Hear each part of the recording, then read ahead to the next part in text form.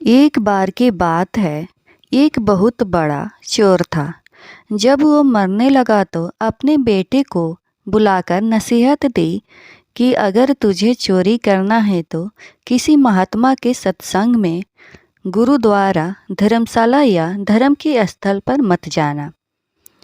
इनसे दूर ही रहना। और दूसरी बात, अगर पकड़े जाओ तो मानना नहीं कि तुमने चोरी की है, चाहे कितना भी मार पड़े। लड़के ने कहा, जी मैं ऐसा ही करूँगा। इसके बाद वह चोर मर गया और लड़का रोज रात को चोरी करने जाता रहा। एक बार उस लड़के ने चोरी करने के लिए किसी घर में ताले तोड़े। घर वाले जाग पड़े और उन्होंने शोर मचा दिया। आगे पहरेदार खड़े थे। उन्होंने कहा कि आने दो, बचकर कहाँ जाएगा, हम यहाँ पकड़ लेंगे उसको। अब इधर घर वाले खड़े थे, उधर पहरेदार खड़े थे। चोर जाए तो किधर जाए। खैर, किसी तरह वह बचने के लिए वहां से भागा। तो रास्ते में एक धर्मशाला पड़ती थी। उसे अपने बाप की सलाह याद आई कि धर्मशाला में नहीं जाना है, लेकिन अब करे तो क्या करे। आखिर उसने सोचा कि मौका देखना चाहिए और धर्मशाला में चला गया। बाप का आज्ञाकारी बेटा था।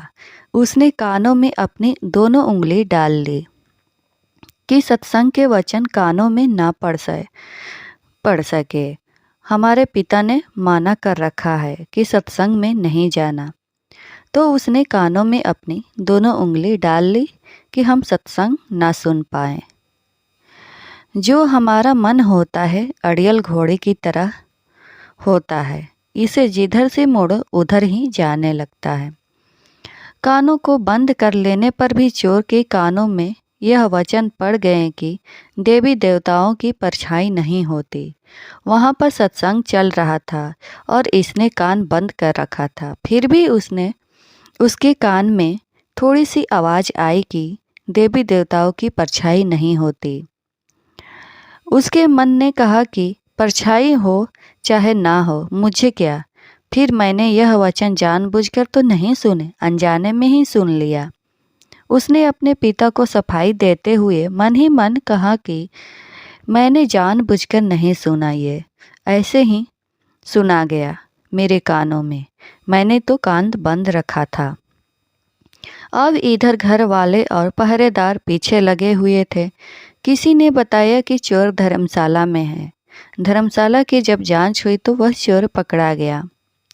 उस चोर की पुलिस ने बहुत पिटाई की, लेकिन वह नहीं माना कि उसने चोरी किया है। और आपको बता दे कि उस समय यह नियम था कि जब तक मुजरिम अपराध न माने तो सजा नहीं दी जा सकती थी।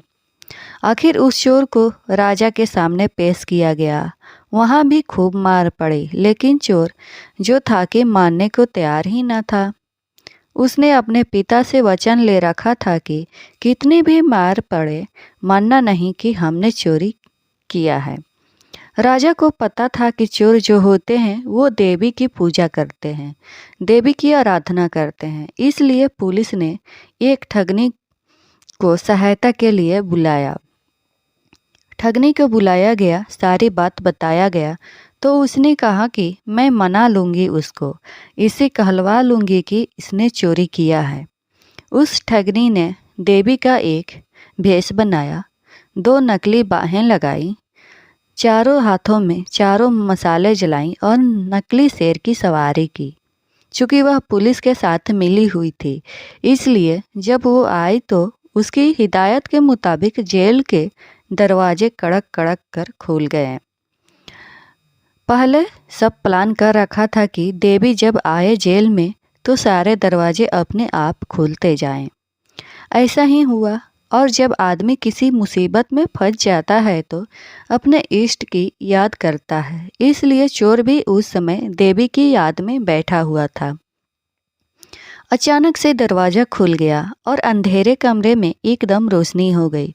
और उस ठगनी जो देवी का रूप बनाया था, देवी के रूप में ही एक खास अंदाज में कहा, देखो भक्त, तूने मुझे याद किया और मैं आ गई। तूने अच्छा किया जो तूने चोरी नहीं बताई। तूने अगर चोरी की है तो मुझे सच सच बता दो, मुझसे ना छिपाना, मैं तुझे फौरन आज़ाद करा दूंगी यहाँ से। चोर देवी का भक्त था, अपने इष्ट को सामने खड़ा देखकर बहुत खुश हुआ। मन में सोचा कि मैं इसको सच सच बता दूं। अभी वह बताने के लिए तैयार ही हुआ था कि उसकी नज़र देवी की परछाई पर पड़ गई। उसको फौरन सत्संग का वचन याद आ गया कि देवी की परछाई नहीं होती। उसने देखा कि इसकी तो परछाई है, समझ गया कि यह देवी नहीं, हमारे साथ छल हुआ है। यह सोचकर वह रुक गया और बोला कि माँ, मैंने चोरी नहीं की है। अगर मैंने चोरी की होती तो क्या आपको पता न होता? आप तो सर्वव्यापी हैं, आप तो सब जानती हैं। अगर मैंने चोरी की होती तो आपको तो पता होता ही मैंने कोई चोरी नहीं किया है। अब ठगने के कहने पर जेल के बाहर बैठे पहरेदार चोर और ठगनी की बातचीत नोट कर रहे थे। उनको और ठगनी को विश्वास हो गया कि यह चोर नहीं है। अगले ही दिन उन्होंने राजा से कह दिया कि यह चोर नहीं है और फिर राजा ने उसको आज़ाद कर दिया। जब चोर आज़ाद हुआ तो सोचने लगा कि जब सत्संग का एक वचन सुना तो जेल से छूट गया। अगर सारी उम्र सुनूं तो पता नहीं क्या क्या मिले मुझे।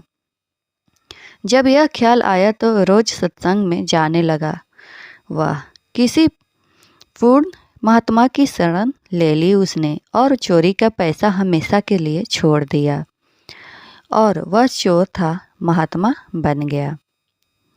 इसीलिए कहते हैं कि सत्संग के बराबर न गंगा है या न यमुना है और ना ही कोई अन्य तीर्थ है।